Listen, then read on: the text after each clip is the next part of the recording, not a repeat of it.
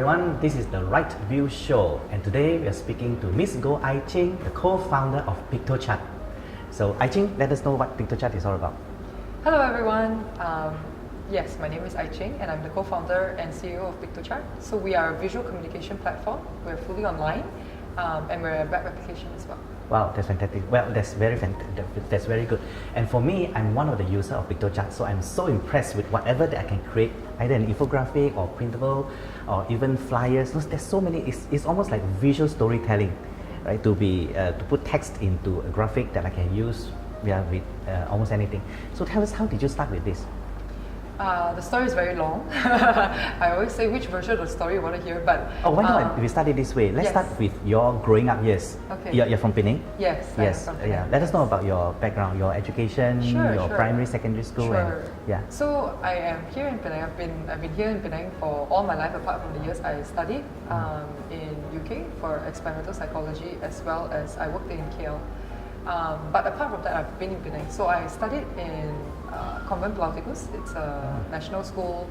I'm a very ordinary person in that sense. I went through science stream. I was very active in Girl Guides and Rangers and things like that. But even when I was very young, I often challenged myself to do things that I would fear doing.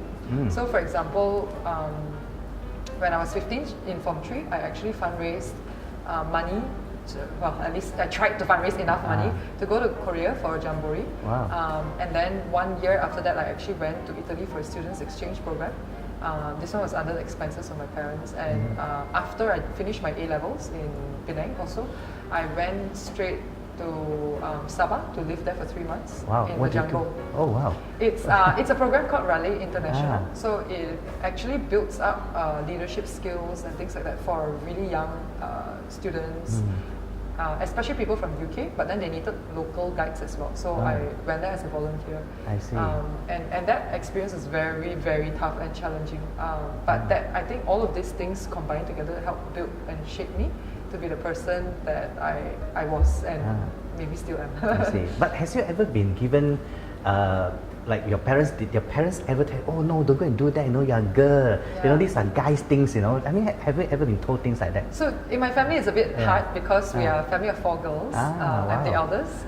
My dad's an entrepreneur, so my dad, for him, he's always said, learn, get as much experience as you can, and when you can, go try to do your own, business. I think for my dad, his hope was that I took over his business. And what business is that? My dad is in the manufacturing line. He does costume jewellery. But of affinity and interest, it wasn't something I can say I don't have any jewellery.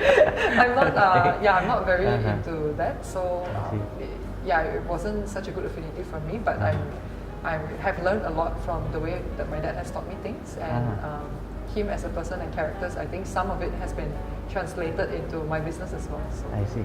But is that is it because of your bringing up that makes you, because of 4 girls, I mean, including you 4 girls, is it because of bringing up and your background that makes you really wanted to do something that is not girls? not girl things. No, I don't think it was intentional. So I studied psychology, but then I knew I didn't want to do psychology when I was still studying psychology. So when I came out and I actually joined bank first. So I was influenced because when I was in UK, I had a lot of friends who were going to become investment bankers. So I tried intern at CIMB for 3 months. Then I was like, okay, I cannot tahan. I need to find something else. So I thought maybe I needed something more creative and combining psychology, understanding human minds. Actually, marketing worked very well. So I got a job at P&G, and I was there for 15 months, and that was in advertising and media. So I did that also, and for then it wasn't so much, the job itself also was quite challenging and things like that, but I think it was the culture, and I started, that was just kind of like my first job, but then I already found that culture fit was such an important thing, and that was the initial moment of what got me to start Piktochart. I see. But what was that initial moment? Was it that because of the marketing things that you've been doing for this company that spurred you into thinking of how to create even like beautiful graphics? Yeah, the connection, I always say that like everything God has placed in our life is for a purpose, right? So like definitely some things in P&G taught me, but it wasn't there that I was like, wow, I'm gonna, in fact, I thought when I quit P&G, I thought maybe I'll help my dad out with his business. I initially thought like that. But after thinking about it and evaluating, I was like, no, it's not a good idea. My husband is a developer, so we tried to combine our skill sets together, and I said, I'm very interested in marketing, and while in P&G, I saw how, as a FMCG company, there's a lot of like push marketing, right? So magazines, your radio, your TV, like that's standard. So I was like, I wanted to try more digital things, to be honest. So I studied on my own what digital marketing was, and how to go into it. And while I was, we put together first a web design agency, and that lasted about 2 or 3 years in total, I think. But what happened when I was doing that? So I needed to go out and find clients and all that kind of stuff. And then I realized in digital marketing, content marketing was really important.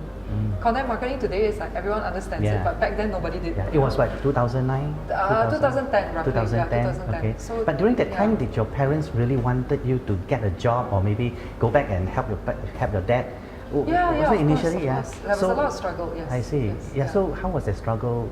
How did you overcome that struggle? Did you talk to your dad?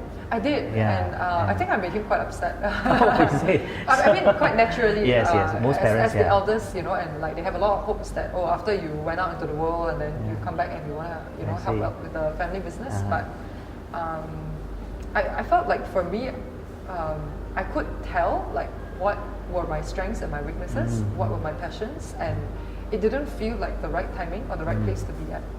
At least that was the only thing I could tell and discern at that time. What were your strengths? I mean, could you share with us? Okay, I would say my strengths back then, maybe my weaknesses right now. But let me go ahead and say it anyway. My strengths is I'm usually quite, quote unquote, I'm quite fearless. I usually like challenging myself to do things that I cannot. So for example, I have a fear of heights and I did skydiving, just to like prove to myself I could do it. So that that willpower in me was very, very strong. Today I think it's my weakness, by the way, but back then I used to think it was my strength. I see. So what you're saying is that you wouldn't want to do that when now that you realize that how fearful that was, you wouldn't want to go back and do that.